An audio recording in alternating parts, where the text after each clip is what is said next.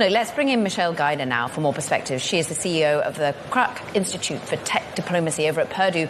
You served as an Assistant Secretary of State for Global Public Affairs under the first Trump administration. That was 2018 to 2020. And Michelle, the big picture we need to remind ourselves is what the ultimate goal is here.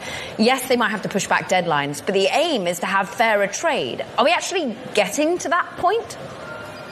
You're so right, Caroline. The big picture is really important here. So let's remember that tariffs are a tool that are a means to an end of a very big objective here, and that is for America to both design and physically build the technology infrastructure that is going to be the backbone of the free world in the next century. And so in order to do that, we have to build and in some cases rebuild a lot of critical industries here at home. And we have to rebalance the trade ecosystem in order to do that, because the current system right now disincentivizes our leadership in critical industry. It rewards offshoring, it punishes production here at home, and ultimately exports leadership in a lot of really important industries to countries overseas.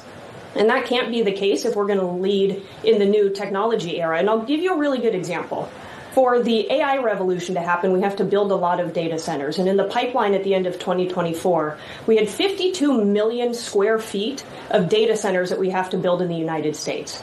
Do you know how much steel that requires? It's billions and billions of dollars of steel. How great for that to be built by American companies with American workers rather than from artificially cheap steel from international partners overseas. So that's what's at stake. It's American leadership in many critical industries that are going to be good for us, and it's going to be good for our allies. Many would say, though, taking out of chips, looking at defense, for example, or indeed looking at magnets and electric vehicles and the electrification of our economy here in the United States, we yet need more clarity on ultimate demand. Hearing time and time again from the defense tech startups that they need the DoD to actually buy the stuff, commit to. We're hearing time and time again that we can't start extracting rare earths that we don't have access to in the United States yet because there's not clarity on whether the energy field will really transition the way that they thought, particularly as you see the big, beautiful bill, as it's so called, seeming to drown out some of that movement to electrification. So, Michelle, how do they garner clarity and security here?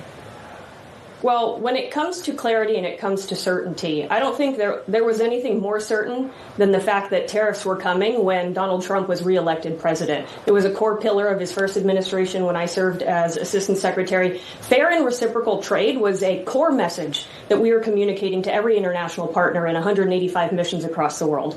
And you can even go back to 1988. There's a interview that Donald Trump did with Oprah Winfrey talking about how he would revamp U.S. foreign policy. And in that, he talks about asking our allies to pay their fair share. And he focuses on allies, he says, because they're much easier to talk to than our enemies. And he highlights what country? He highlights Japan. And he talks about how they're dumping cars and dumping VCRs into the American market. At the same time, they're making it really hard for Americans to do business. So this has been a long time coming. But we're trying to rebalance a trade system that's existed for 50, 60, 70, in some cases 80 years across 90 countries. It's going to take some time. And some deadlines are going to be pushed, and it's going to be a little bit messy. But at the end of this, if America can come out leading in critical industries, that'll give really good certainty to our businesses in the long term. Michelle, have we got the talent to be able to do the manufacturing here, particularly as we look at making H-1B visas tougher, for example?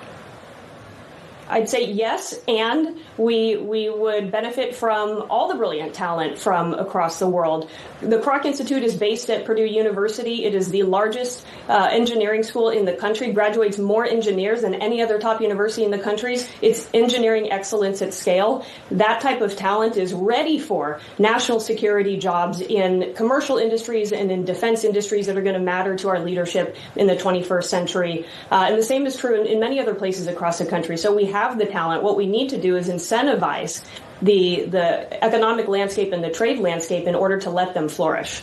Michelle Guida, great to catch up with you with the Krach Institute for Tech Diplomacy over at Purdue. Now coming up.